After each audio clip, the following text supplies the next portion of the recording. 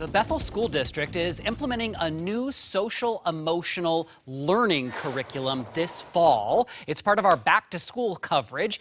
It actually is meant to give kids and adults the knowledge and attitude and skills really necessary to understand and manage their emotions, really helping them to make more responsible decisions. The curriculum is called Second Step, and I wanted to show you just a clip of this video that explains it. Their best selves. Rooted in research-based social-emotional learning, our program helps foster a foundation of empathy. It helps children sort through complicated emotions, manage the strong feelings we all have, make sound decisions, and learn the art of focus.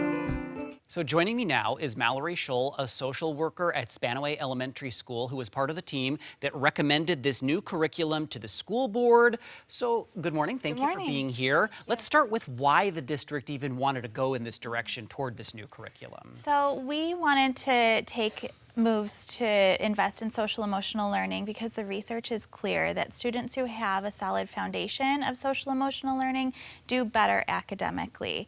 And we have high academic expectations of our students, and we want them to be able to manage their emotions so that they can function well throughout the school day and perform well on Because if they're having anger issues, sadness issues, then focusing on schoolwork is secondary, it seems to me. Yes. So what kind of age group are we talking about with kids that you're targeting for this? With our implementation for this year, we're focusing on kindergarten through 8th grade. So elementary schools and middle schools will be implementing school-wide. All of the teachers will have their own kits to provide this education. That's 5 years old to 14 years old. It seems like emotional development age is very appropriate for this. Give us some examples of some topics that the curriculum will be covering. So in elementary school, we cover skills for learning, empathy, emotion management, and problem solving.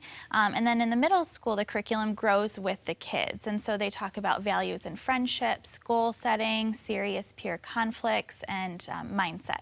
I hear empathy there, and I think that's amazing, but I wonder, it seems really difficult to teach empathy. Is that possible? Yeah, so what we do to teach empathy is first to teach kids about emotion. So they learn how to label emotions, and then we talk to them about how you would feel if you were in somebody else's shoes, presenting scenarios and talk about how would you feel. But then we also have time where the kids get to experience how others might feel by watching videos or looking at pictures and identifying the emotions on their faces to really figure out, even if I wouldn't feel one way in a certain situation, somebody else might. I think that's really smart because in my mind I was thinking about, figuring out your own emotions, but figuring out everybody else's emotions is sometimes even more complicated. Yes, and that's why it's so great to be putting this into place at an early age.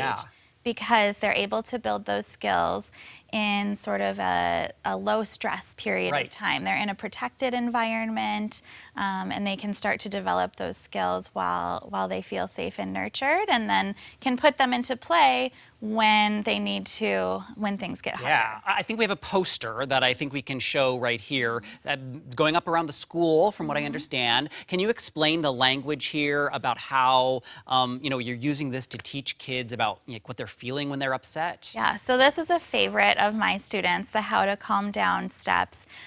There's actually hand motions that go with it that go stop, name your feeling, calm down. Okay. And the kids learn a little song and dance that go along with it. And so You're not going to dance for us? it just stop, name your feeling, calm down. There's some robot poses involved. But I like it. But I mean, that makes it more relatable for a kiddo. Exactly. And then it's in their memory, and they can recall it more quickly after they've practiced it so many times. Especially a song. I think about some of the Daniel Tiger songs that I'm singing with my kiddo right now that still resonate in my mind. So along those lines, what's the feedback you've been hearing from around the district and other districts that are already using this? So we have schools that are already using it in our district. I was one of the schools that put it into place over the last couple of years at Spanaway Elementary, and we have a middle school that was piloting it as well, and then other districts that in the Puget Sound area have been using it, and great feedback. It's very very user-friendly.